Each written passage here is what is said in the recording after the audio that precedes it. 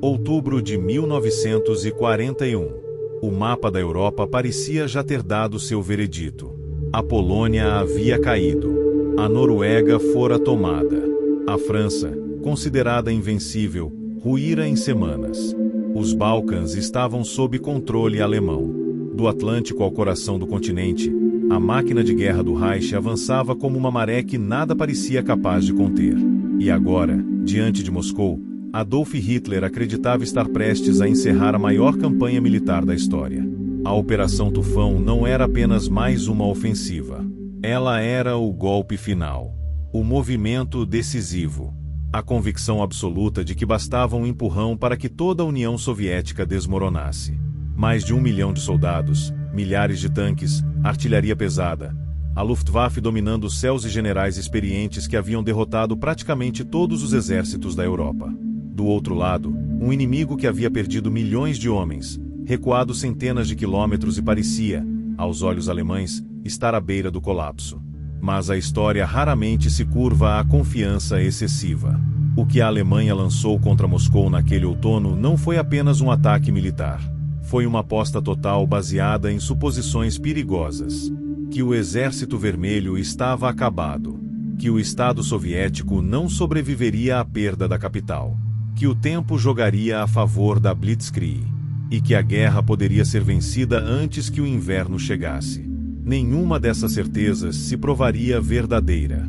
A Operação Tufão marcaria o momento em que a guerra deixou de ser uma sucessão de vitórias rápidas para a Alemanha e começou a se transformar em algo muito maior, mais lento e brutal. Um conflito de desgaste, logística, resistência humana e decisões políticas irreversíveis. Aqui, diante de Moscou, a guerra mudaria de natureza.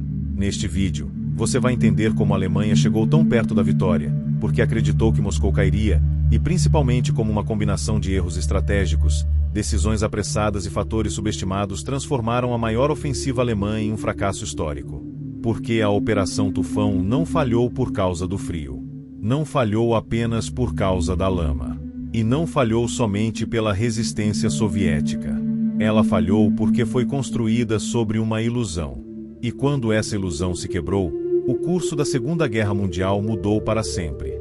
Quando a Operação Tufão foi lançada, em 30 de setembro de 1941, a liderança alemã não via Moscou como apenas mais um objetivo militar. Para Adolf Hitler, a capital soviética era o centro nervoso de todo o sistema inimigo. A lógica era simples, quase sedutora. Se Moscou caísse, o Estado soviético cairia junto. Essa ideia não surgiu do nada. Ela estava profundamente enraizada na forma como a Alemanha havia vencido todas as suas guerras anteriores. Na França, a quebra do comando central foi suficiente para provocar o colapso político. Na Polônia, a perda de Varsóvia selou o destino do país. Para os alemães, a guerra moderna era uma guerra de decisões rápidas, golpes cirúrgicos e capitais capturadas. O problema era que a União Soviética não funcionava como nenhum outro inimigo que a Alemanha já havia enfrentado. Mesmo assim, o plano alemão parecia, no papel, impecável. O grupo de exércitos Centro recebeu a missão principal da ofensiva. Era a força mais poderosa já reunida pela Wehrmacht até então. Mais de 1 milhão de homens, milhares de tanques e peças de artilharia, apoiados pela Luftwaffe, avançariam diretamente em direção a Moscou. A ideia era repetir o padrão que havia funcionado tantas vezes, cercar grandes formações inimigas, destruí-las rapidamente e avançar antes que o adversário pudesse se reorganizar. O plano previa 2 grandes movimentos de cerco, um ao norte e outro ao sul da capital. Exércitos soviéticos inteiros seriam aprisionados, eliminando qualquer defesa consistente antes mesmo que a batalha por Moscou começasse de fato. Para os generais alemães, não se tratava de se Moscou cairia, mas quando. Essa confiança beirava a arrogância. Relatórios de inteligência afirmavam que o Exército Vermelho estava à beira do colapso. Milhões de soldados haviam sido capturados ou mortos nos meses anteriores. As retiradas constantes eram interpretadas como sinal de fraqueza, não de estratégia. A capacidade industrial soviética era subestimada, assim como a habilidade do regime de continuar mobilizando homens, armas e recursos em escala quase ilimitada. Havia também uma obsessão perigosa com o tempo. A Alemanha acreditava que ainda tinha uma janela curta, mas suficiente antes do inverno. Os comandantes estavam convencidos de que a campanha poderia ser encerrada em semanas. A lama do outono era vista como um inconveniente temporário. O frio extremo, um problema distante. Poucos se perguntaram o que aconteceria se Moscou não caísse rapidamente. Essa pressa moldou decisões críticas. As linhas de suprimento já estavam esticadas ao limite após meses de avanço contínuo. Caminhões quebravam, trilhos ferroviários precisavam ser adaptados, combustível e munição começavam a chegar com atraso. Ainda assim, a ordem era clara: avançar. Não havia espaço para pausas longas, reorganizações profundas ou planos alternativos. Do outro lado, porém, a situação era muito diferente do que os alemães imaginavam. Moscou não estava apenas sendo defendida. Estava sendo preparada para resistir a qualquer custo. A cidade se transformava em uma fortaleza viva, enquanto novas unidades eram formadas, transferidas e reorganizadas. O comando soviético, longe de entrar em colapso, começava a compreender algo essencial. Aquele não era apenas mais um recuo. Era o ponto em que não havia mais espaço para fugir.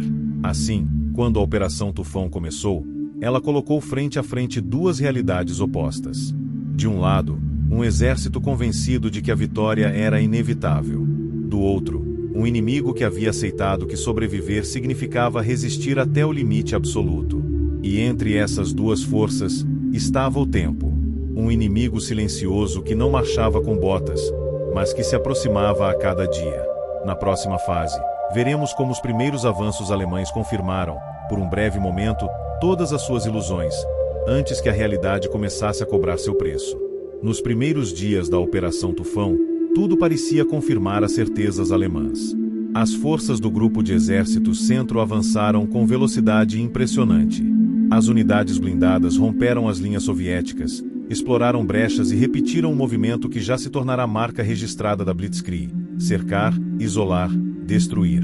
Em poucas semanas, enormes formações do Exército Vermelho foram envolvidas em dois gigantescos bolsões próximos a Vyazma e Briansk. Centenas de milhares de soldados soviéticos foram capturados. No papel, tratava-se de uma das maiores vitórias operacionais da Alemanha em toda a guerra.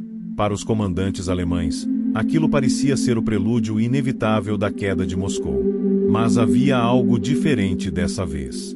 Cada cerco consumia tempo. Cada bolsa exigia tropas para ser mantida. Cada quilômetro avançado alongava ainda mais as linhas de suprimento.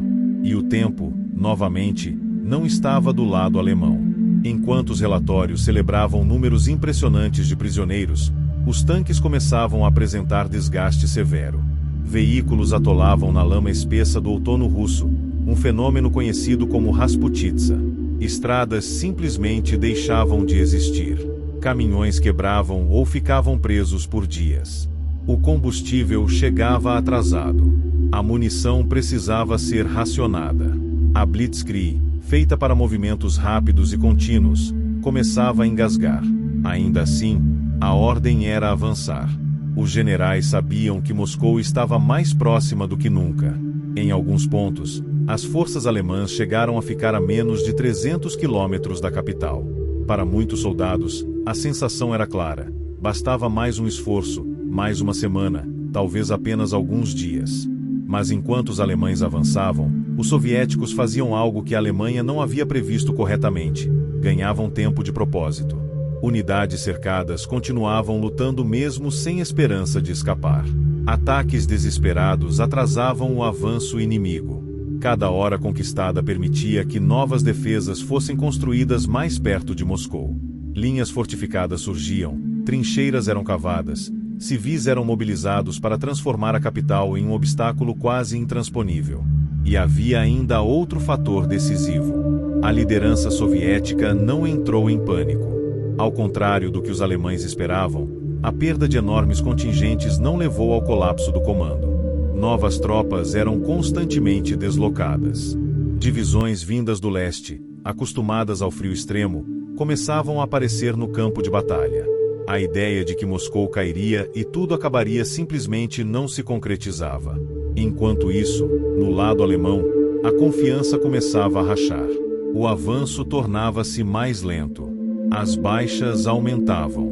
O frio começava a ser sentido, e o exército não estava equipado para uma campanha prolongada em condições extremas. Uniformes de inverno eram escassos. Lubrificantes congelavam.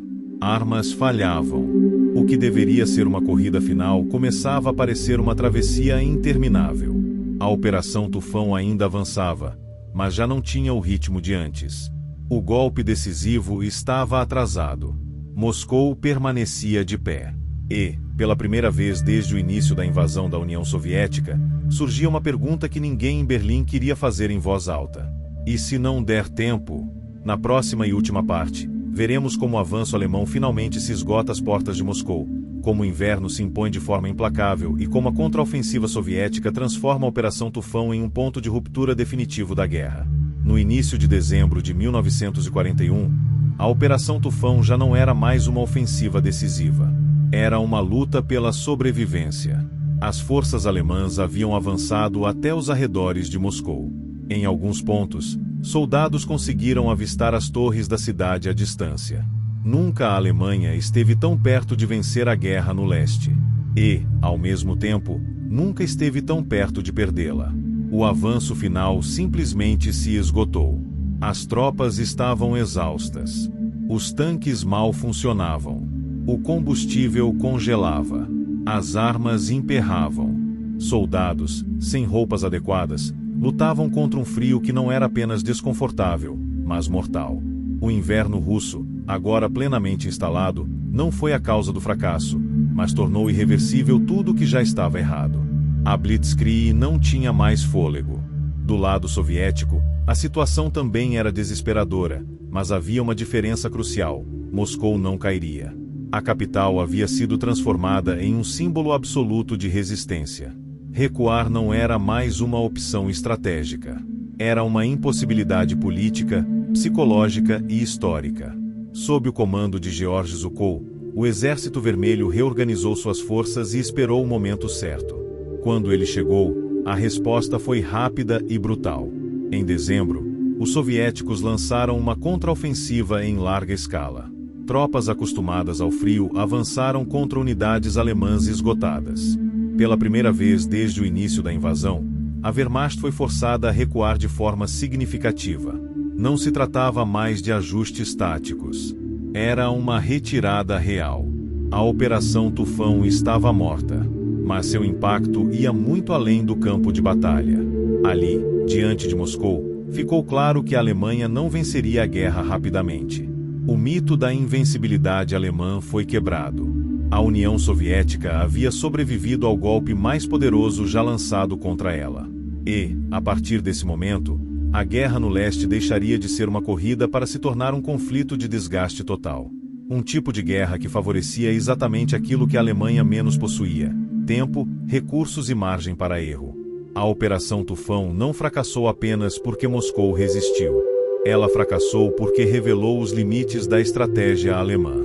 Mostrou que nem toda guerra pode ser vencida com velocidade, que nem todo inimigo colapsa quando pressionado, e que decisões baseadas em confiança excessiva cobram seu preço mais cedo ou mais tarde. Depois de Moscou, a Alemanha ainda lutaria por anos. Ainda venceria batalhas. Ainda causaria destruição em escala imensa. Mas a guerra já havia mudado de direção. O caminho que começou em Tufão terminaria em Stalingrado, Kursk e, por fim, em Berlim. E tudo isso porque, no inverno de 1941, uma ofensiva feita para encerrar a guerra acabou garantindo que ela continuasse até o fim.